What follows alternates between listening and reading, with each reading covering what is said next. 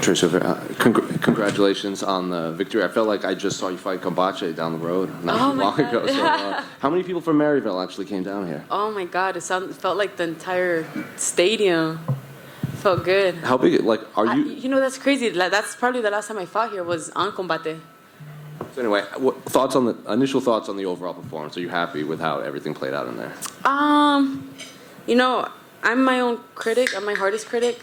Personally, I wish I did better. I really do. But nevertheless, we stuck to the game plan and got the W. Was the game plan to take it to the canvas and just kind of grind her out from the top and control her?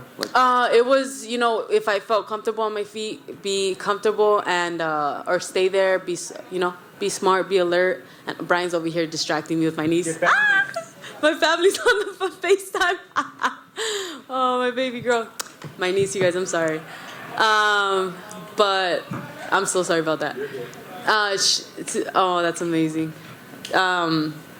If I felt comfortable, you know, keep it standing. But I saw the takedown there. It was, you know, I saw her punches coming. I went for the takedown. I'm surprised she went for a takedown. That kind of got me off guard. And then by the third round, it could have gone both ways. Personally, I kind of wanted to strike a little bit more, but my coach said, "Hey, you take it where you want." But when we are on the ground, it was something that we worked day and night. You know, be alert. She's gonna throw submissions back to back, and that's something that we did work on. Well, the broadcast seemed to think that she was finding some sort of success on the feet, and then even they were surprised when she kind of shot in for the takedown. So how caught off guard were you when she tried to take it to the canvas? Yeah, I was just.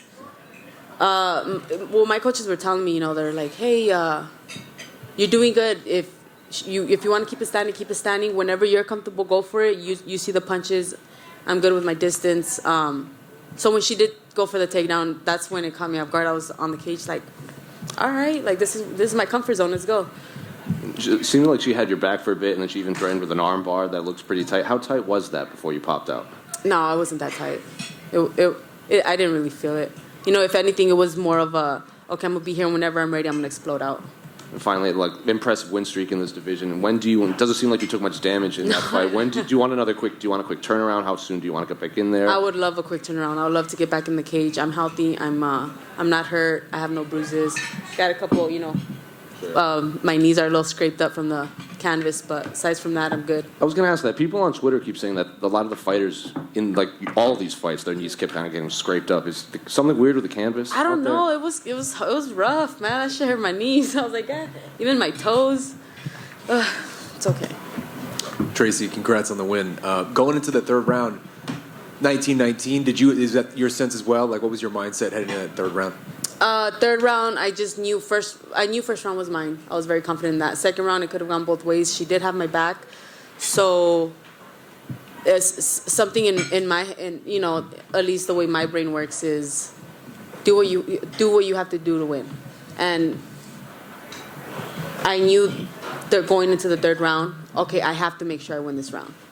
Originally, I was trying to somehow try to get sneaky and get on her back, but she was comfortable on her back, and she pretty much just stayed there the whole time. So I'm comfortable on top too, you know.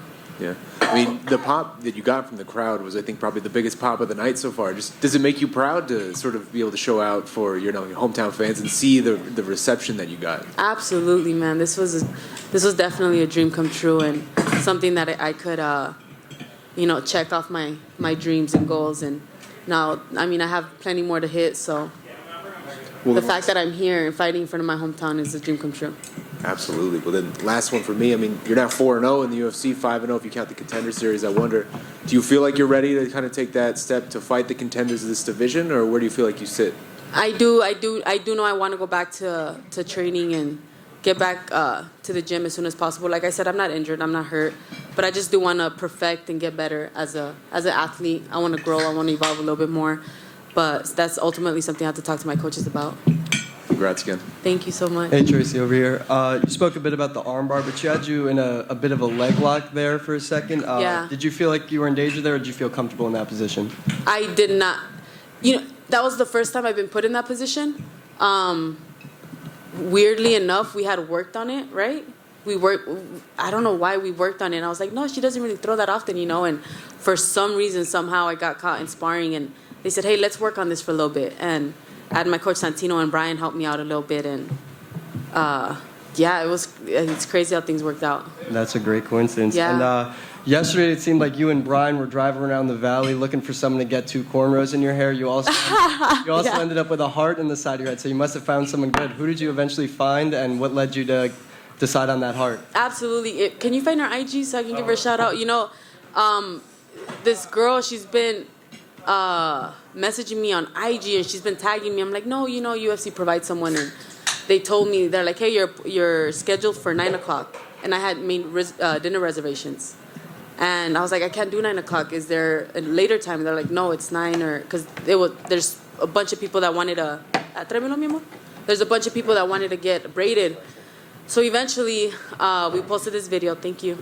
And her name's Braids by Mimi Chanel. She's from California, and she hooked it up. And I said, hey, you know what? She actually recommended, what about a heart? And I said, absolutely. You know, like, it's my hometown. Give me a heart. Let me show my hometown some love. Wait. So ultimately, that's what I wanted. Did she drive here from California, or is she? She's in California. She came to Phoenix, and she was supposed to leave, and she said, no, let me stay just in case Tracy needs someone. What? Can you believe that? That's awesome. And finally, like, we called her. We got her number. A friend of Brian's gave it to her, or gave it to him. His name is Jay.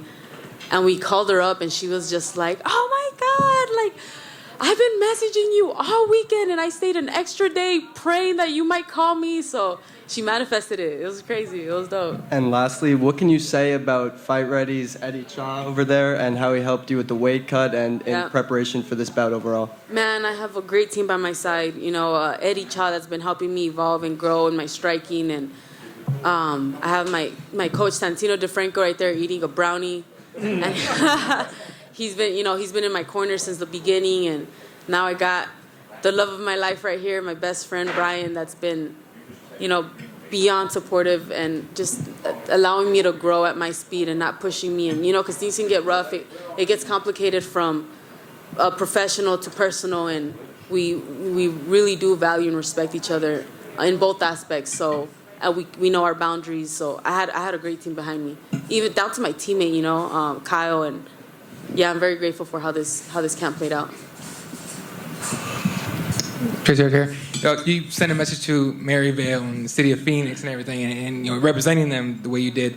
How does it feel to have, you know, you showed them love, they showed you a lot of love during that. How does that make you feel, you know, especially coming off a win? Orgullosa, man. I'm proud. It makes me proud to be from here. You know, there's not a lot of names or a lot of people that just try to represent here from Phoenix, Arizona. So hopefully I start that wave, and you see more, you know, you see a lot of people from California representing LA, like Brian. You know, they're proud to be from California, and you don't get that a lot here from people from Phoenix. And hopefully I can put Arizona on the map. Put people from Phoenix, something small as Arizona.